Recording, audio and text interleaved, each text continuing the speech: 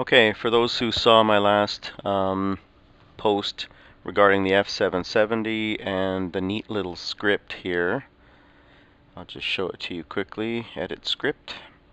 You can see here's that script for AutoHotKey. I'm going to show you how it runs and just give you a feeling for how to process fake RAW for F770s until Adobe actually adds their support. Here's a JPEG I really like. I shot this a few minutes ago on a neighbor's yard. And why isn't that coming up?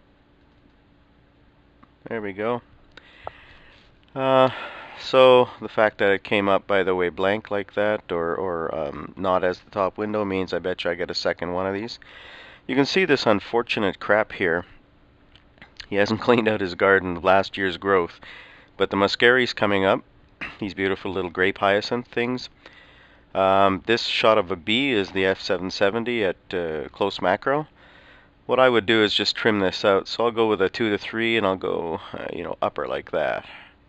Now we're cropping quite a bit, and this is obviously only a 8 megapixel image, so I'm going to end up with about a 3 megapixel image, or 2.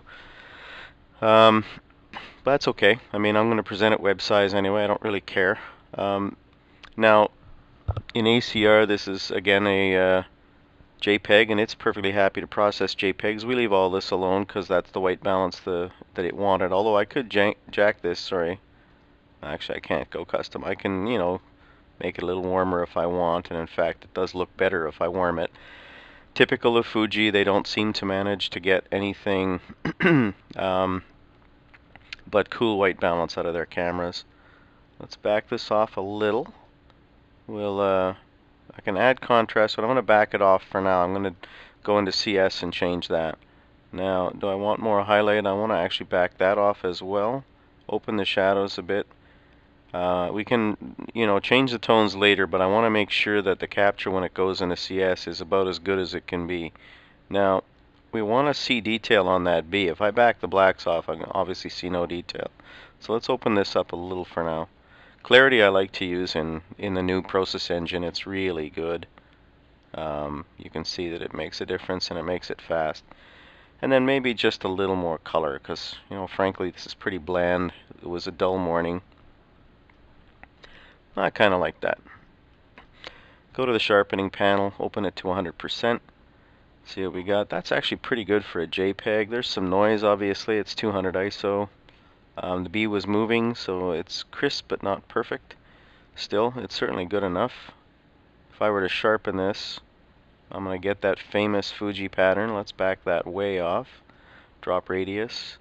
Add a little detail. Put some masking on so that I don't enhance too much the artifacts along here. You can see they're all over the place. I mean, you're not going to get away without artifacts if you do that. Throw a little bit of color cleaning and a little bit of luminance to smooth the background. Bearing in mind this is going to get reduced anyway, so it's going to look pretty good. And there's that second one I mentioned was probably going to come. Everything goes slow in the morning, I suppose. So that's not bad. I mean, it looks alright. I can crank the contrast up now. See what I want to get here. This is, of course, CS6 beta. You can see I can get some much nicer looking tones. And then, I want to be able to see the bee. And it's black, so you have to be careful with this. But take it down till there's still enough detail left to know what you're looking at. It's pretty crisp looking. That'll do. I'm going to flatten this out. And I'm going to go to 800 pixels now and see what we have. That looks pretty nice, actually. And I don't need to sharpen this. It's pretty sharp already. And in fact, with Fuji JPEG engines, you do risk halos if you sharpen too much. So I'm not going to add my ultrafine sharpen. I'll do that when I do the raw version. So we'll just JPEG save this. And I'll go B from JPEG. I always boost it up a little when I want to save the detail. So anyway, that looks pretty good. Alright, we'll close that up. And now I want to do the raw version. So how do I run the script? Well, here's the JPEG. Here's the processed JPEG. They look the same size here because obviously that's smaller than either one. So you can see the JPEG out of cam was pretty good. Just a little cool, just a little dull, and I've boosted it a little, that's all. What about the RAF? Well, it doesn't even see this RAF because it's not compatible. Until I do this, drop it onto the script. Magic happens. There's the RAF. That is now the oh, this one. Okay, this is what I was telling people in the article. Sometimes the timing works out that it modifies the actual RAF and then makes a backup, which is the 770 version of the RAF. And sometimes it correctly annotates it. It's frustrating, but I live with it because this is still a perfectly valid RAF. It's an F550 RAF now as far as it's concerned. Probably says it up here somewhere. There it is, F550. Yet it's from the S770. Well, that's fine. No big deal. You can see that it really doesn't display it well, but it doesn't do that very well in most circumstances, I've noticed. It's just how Adobe and Fuji get along right now. That's okay. Let's open it up and see what we can do with it. Right away you can see it's way blown out here, but that's not really blown. First off, we'll tell it was a cloudy day. Get some real nice warmth in there. Now let's back that exposure and bring the histogram into line. Now how far do I want to take it? It doesn't really matter. I can take it as far as I want. Take the contrast down a little as I did before. Now the highlights. Well, I can do anything I want with these. I'm going to tame it because I don't want this to be terribly intrusive. There is still crap back there. Actually, we'll do the same thing we did before. Pretty much identical. Now the shadows. I'm going to open them a bit, get some more detail on the B. The whites, again, we don't want to be emphasizing them, so I'm backing them off for now. And the blacks, well, again, same thing. Let's open it up a little. Throw a little of that clarity in. And of course, the same thing. We'll add quite a bit of color. Now you can see that it's actually less brilliant. The yellow on the B in the JPEG was much more brilliant. That's okay because this is the RAW. We're not going to worry too much.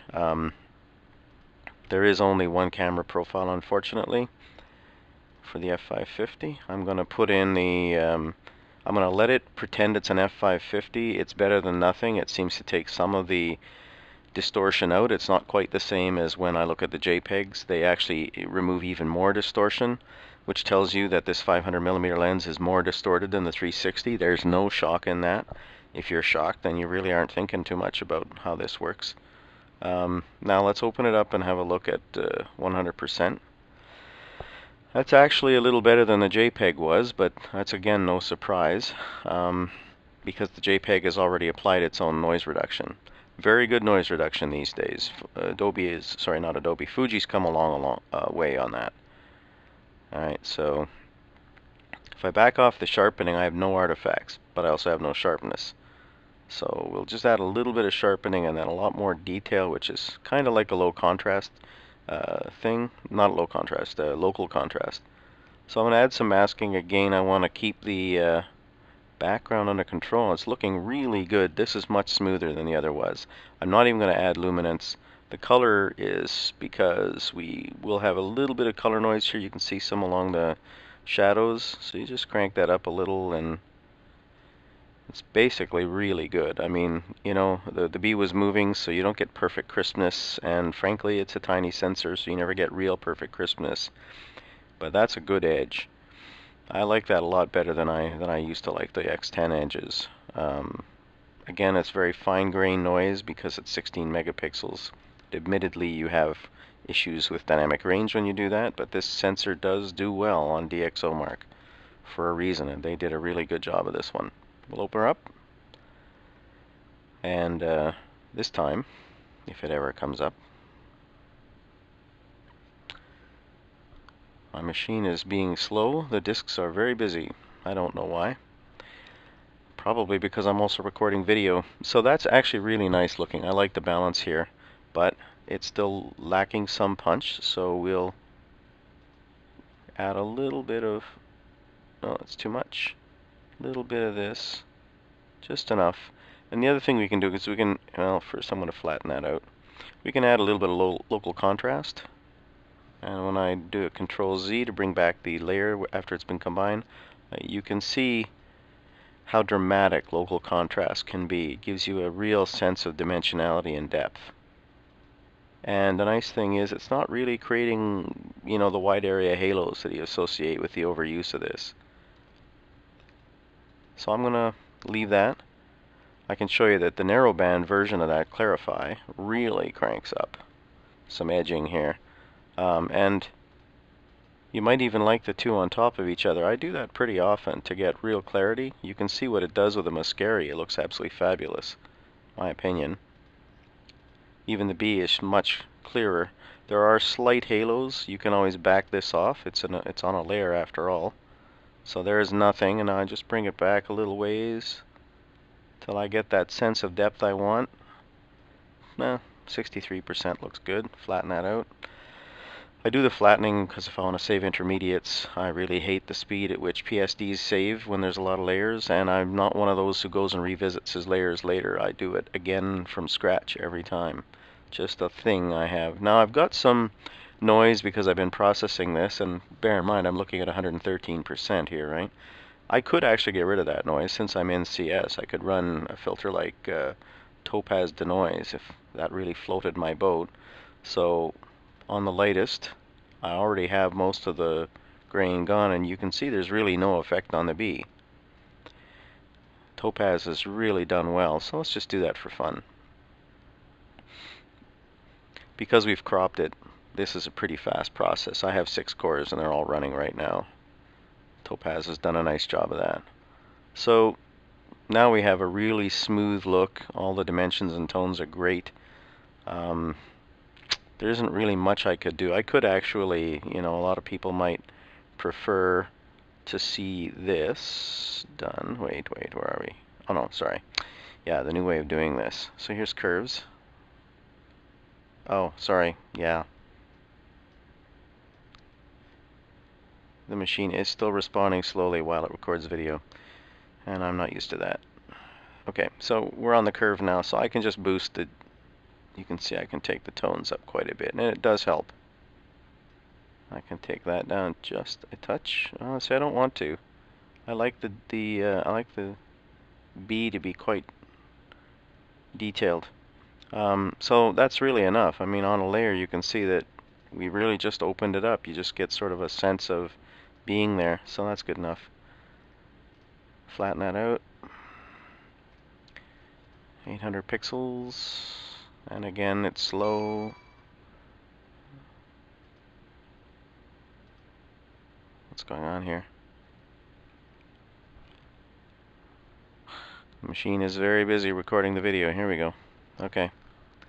Sorry about that. I may edit that out, but probably won't. Too much work. So this is looking really good. Now I can add my ultrafine sharp. We'll see what that does. You can see it's on a layer here. Now how much is there? It's very subtle. You can see it if you look here along these tiny details. You can see that they look that much more there. Just a little bit crisper, and that's perfect. That's actually what I want. One more flatten, and then we'll save it. Oops, hit the wrong one. JPEG save. Now,